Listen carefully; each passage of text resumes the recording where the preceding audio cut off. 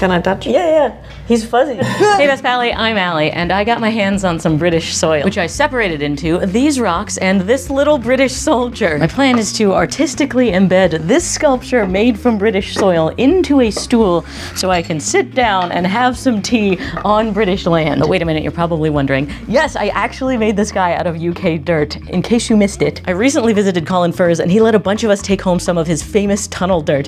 I painstakingly processed that famous dirt into workable clay and sculpted the most British thing I could think of. Now, there are a lot of challenges to reach my dream of escaping to foreign soil. First, our soldier has to go into battle, meaning we have to kiln fire my hard work without him melting or exploding. Maybe we should see if a test gets annihilated first. I have this tiny bit of clay left from hollowing him out. When you make clay from the earth, you have no idea how it's going to act in the kiln.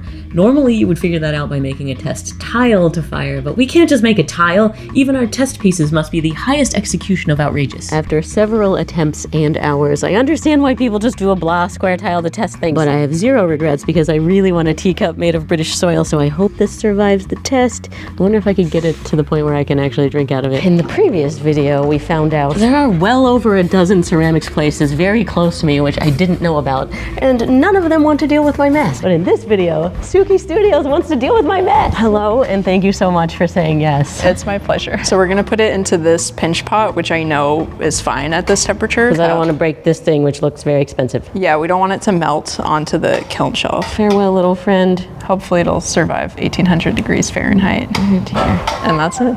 All that work in the hands of the fire. Today we get to pick up what's left of my tiny teacup, which is hopefully all of it. And if that is the case, then we will fire our hero. I trust my biking more than my driving, so come on, lucky sweater. This is going to be a precarious journey into battle, little soldier. I bought that sweater right after I successfully got my British soil through US Customs. The customs officer asked me, did you buy any souvenirs? And I said no, which was true, but then I was like, wait a minute, I didn't buy anything on my whole 2-week trip, and that took all my attention, so I forgot to be nervous about the smuggling, and he let me through. So I got the sweater in the airport after that to make up for my lack of souvenir buying and to celebrate my successful land stealing. Oh, thank goodness. Wait, here we have some other drama to attend to. How did the nicest teacup I've ever made turn out?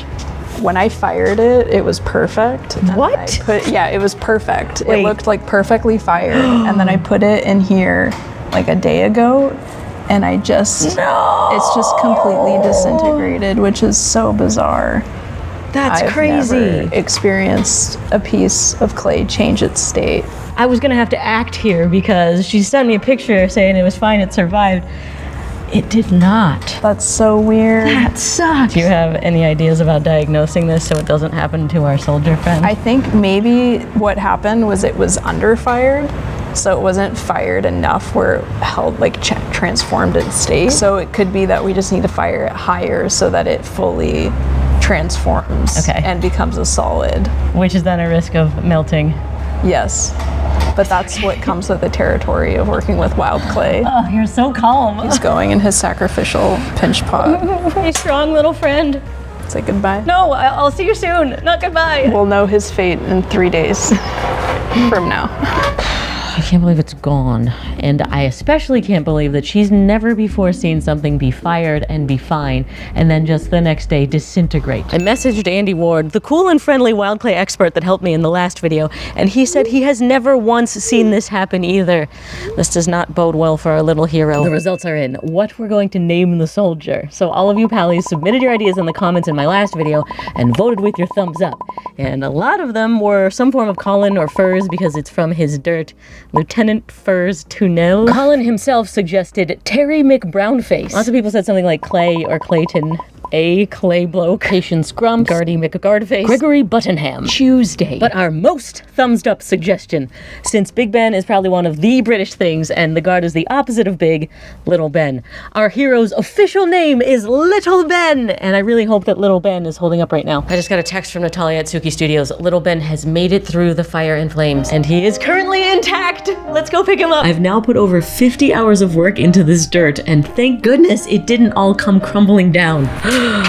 Hooray! He survived. Yay! He looks great. You can see there's just all of this texture. It looks like he was found at the bottom of the ocean. He's lovely like that, but I'm definitely covering it up with probably gold. Stay tuned. I Lucky sweater comes through again. If you didn't notice, I was wearing it in my last video when I happened to run into Andy Ward, the wild clay expert, on the street at VidCon, confirming it is quite lucky. I just realized in my last video I neglected to give you a glamour montage of him finished, so here is that now.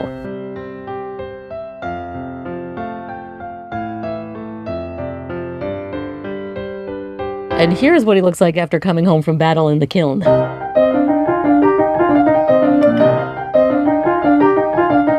Wow, war really aged you. I'm gonna try and get back some of that smoothness. Forgot Natalia said I should wet sand him.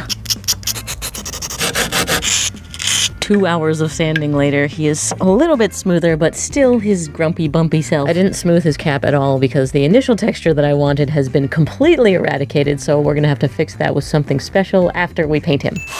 I had to make sure he completely dried overnight so his colors don't run. Wait a minute, that's the wrong country. I cannot believe this has worked thus far. When I came up with the idea in Colin's tunnels, I thought for sure it would just be a short where I tried to make clay and oop fail. Since this endeavor was somehow not a fail, I am determined to make this the nicest piece of dirt you have ever seen. Little Ben is so little. Just these 3 colors have taken me over 2 hours, but painting him was absolutely the right choice. It feels like he's coming to life. Also, shout out again to my Patreon pallies for your support so I could buy this brand new lens that I'm using right here. We're seeing every tiny detail of Little Ben because of you. Yes, I am even painting the bottom of his feet that no one will see because we always want the highest execution of ridiculous concept. Took me 3 tries to get the eyes right, but now Ben is fully alive. And that was for all the people that gave me crap for leaving the unicorn's eyes white. And now to possibly ruin him by trying to make him better. This is left over from the undercoat on Steve the Disco Skeleton. I really want his sword to be shiny.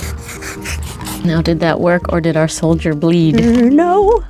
I do have to touch up a little bit of the red and black, but that's okay. This is what I get for rushing things. I didn't have time for another overnight dry. I should leave him overnight before this next step too. Time to make his bare skin as fuzzy as it deserves to be. If you haven't seen on my channel, this is called flocking, and I have really flocked around. A whole lot of flocking. Huge pieces. Wow, and flocking with my new lens is next level. This is outrageous. Now, he definitely needs to dry overnight. Now, this might be pushing it too soon, but we gotta keep this soldier marching forward. Oh my goodness, the fuzz is such a huge difference. I'm so pleased. Now, if we're going to have real fuzz, we obviously need real 24 karat gold. Yeah, the yellow on this guy just is not gonna cut it. We need so very little because you are so very little. We always want the highest execution of quality on the thing that is being made to go under my butt. That stuff is called size. And we use the size to make the yellow part sticky, and now we just effortlessly place 24 karat gold on top. Oh, there's one I already tore into, making the...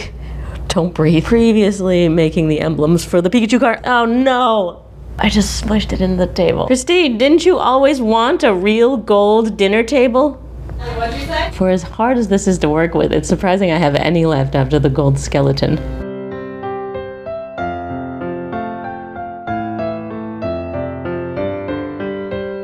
I think we can finally say Little Ben is complete. Sorry.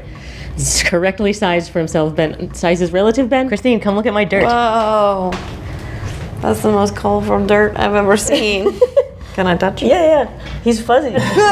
We interrupt me crapping my pants looking stupid to take a moment to make me look smart. My goodness, look at these beautiful spectacles. I wear glasses. I'm totally a smart person. And I'm smart because they're Warby Parker glasses, which are easy to virtually try on from the comfort of your own home or workshop. I'm smart because they're quality. You know I care about craftsmanship. I just spent 70 hours working on a creation that Christine decided to toss about. And I'm smart because they're affordable. Their glasses start at $95, which include prescription lenses with anti-reflective scratch-resistant coating, so I can clearly see my life flash before my eyes when Christine drops my very fragile artwork. If you want to look as smart as me, try the virtual try-on tool at warbyparker.com or the app and shop all of the brilliant styles, get it, offered by Warby Parker. Look, I got another pair. These ones are genius level. Now I'm double smart. Add a pair and save 15% when you purchase 2 or more prescription glasses or sunglasses. This offer is available at home or in stores. Check the description to claim it. And now back to me looking really dumb. What? You are such a jerk. Hold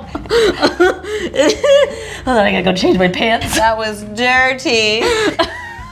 Get out! Anyway, look, touch his head. Whoa, ew. It's fuzzy. Oh, right, I forgot you hate flock. I hate his hat. It's cute, but I don't want to touch it. I don't want to touch it. I hate this feeling. Absolutely not. I already have the goosebumps because it's disgusting. That's really cool. Thanks. That's real gold, too.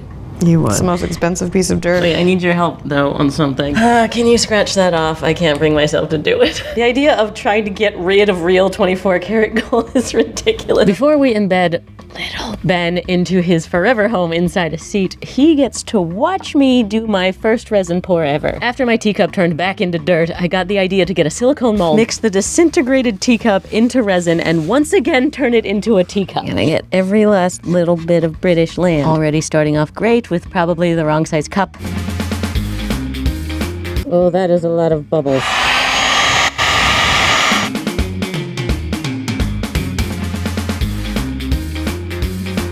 Let's also add some of the leftover UK air just in case my first pour has bubbles in it. It will be intentional because it is British air. Oh wow, I may have waited too long. I was trying to wait a while because I wanted the dirt to be suspended all in it, not just stuck in the bottom, but uh-oh. Okay, go, pour! This dirt really does not want to be a teacup. I'm sweating. It is super hot out here, which would make this cure faster, so it is not at all into the mold, so my teacup dreams are over again. Hallies, I have an idea. We have made part of a dirt teacup. We just need to fill in the other parts.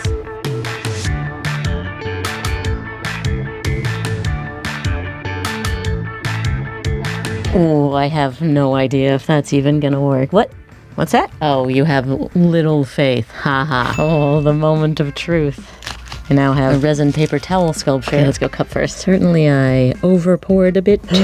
No way. Oh my goodness. It freaking worked. Let's see the saucer. Yeah! It's so cool. We just need to clean up our dirty dishes. As I was pouring this the second time, I figured I'd have to sand it flat, but no, we need the lumpy dirt bottom. Look how it sits. Oh, it's so whimsically weird. I can't believe after all of that, we have a teacup. Fate said our teacup should be destroyed, but we don't listen to fate. We unrelentingly shoehorn reality into the exact thing we want it to be. Wait a minute. Where's little Ben? Oh, there you are. He's working out, trying to get bigger. We now gotta put you next to the land you're gonna guard forever. That'll make you look huge. I got a different pedestal. Because the first option I got was just incorrectly sized. And now this will go in here. Where's the hardware? I know, Braxton, what the heck? I found the hardware. He loves cardboard. He's very excited. He's going nuts. I guess I'm not returning this one. I have a lot more cleanup, sorry. He's still going, and I can't afford not to keep building. Let's just get an arrangement because it's going to be very permanent. I want to get it right. Yeah, so it's kind of like a mound, a little island for him. And I think both of them together should be centered, so the island isn't centered. It's a little bit off. Now to remember that and recreate it exactly, but stuck. This feels wrong, but also super fun. Is it weird that I'd rather stay home and spend my time gluing rocks than go traveling? That's a part of why I want to make this piece. It's going to allow me to travel to Britain without all the stress of travel. How are we looking? Oh. This is what makes my life so hard. I was going to get you a close-up and then knocked him over. I gotta focus on doing the art and also doing that art, which is the documentary of the art, bringing you along with me.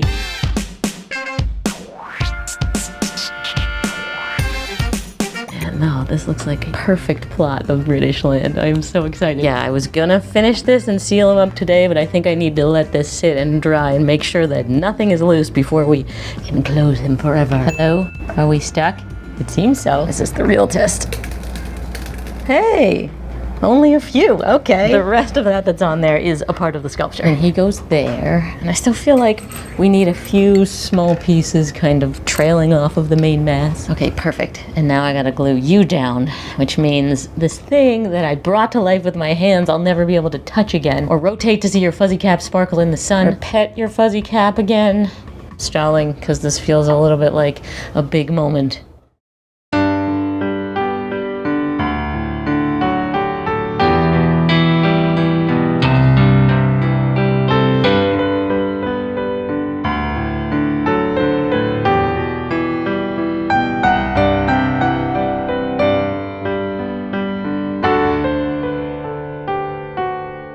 Enough. We gotta finish this artwork. Oh no. I just realized all of my handling of him took off the slightest bit of his gold, so I guess I'm probably the first person to ever say the phrase, I need to re-gild my dirt. Loop. And now little Ben is at his eternal post. Oh, are you enjoying the flowers that I got specifically for you and not a 3-second gag in this video?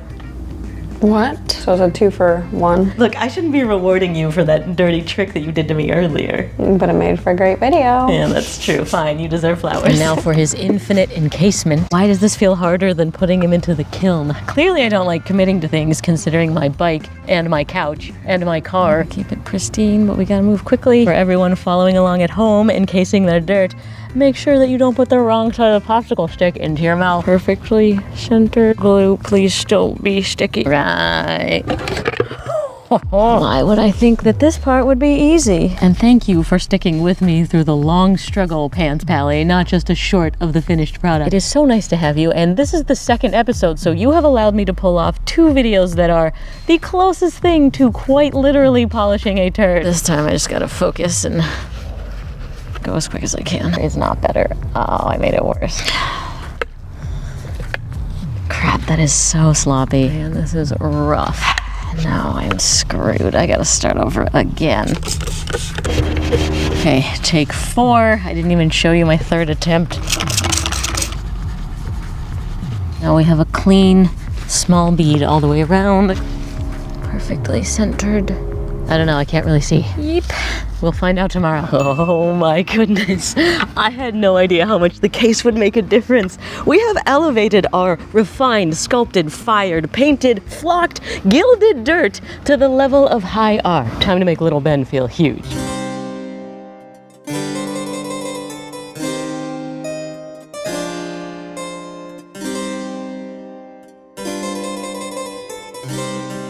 The illegal sculpture of stolen British land is complete. I can now travel off to be on British soil whenever I want. Time to pour the most British cup of tea ever. This filthy looking teacup is a triumph. For as uptight as I was about how perfectly exact little Ben needed to turn out, with this, the medium kind of just did what it wanted. And it is also perfect. It looks like it is always half full of dirt. Half full of Britain, complete with British air. Now to go to Britain to enjoy my cup of tea. This is ridiculous. Christine, I'm on British land. Look at this. Dumb. You can't bother me here. I'm traveling. This is not dumb. It's brilliant. My, do I love traveling. It really gets me out of my routine. Helps me relax. I'm gonna go watch TV. Can't hear you. I'm in Britain. I also love that anyone else sitting with me with this stool, I would be taller than them. It's high tea. It's high tea. If you liked this, you'll like seeing when I transformed my Pikachu car with 10 outrageous modifications. I'll put that down there for you. It is armed and ready. Okay. Wait, you're back that far? Hey, Best Pally, I'm Allie. And this is my car, Pikachu. In this video, Pikachu is going to evolve new abilities. He's gonna learn to say Pika with his horn. He's gonna shoot electricity from his cheeks. We're gonna trick out the wheels and interior. There will be 24 karat gold. I have huge plans for 10 outrageous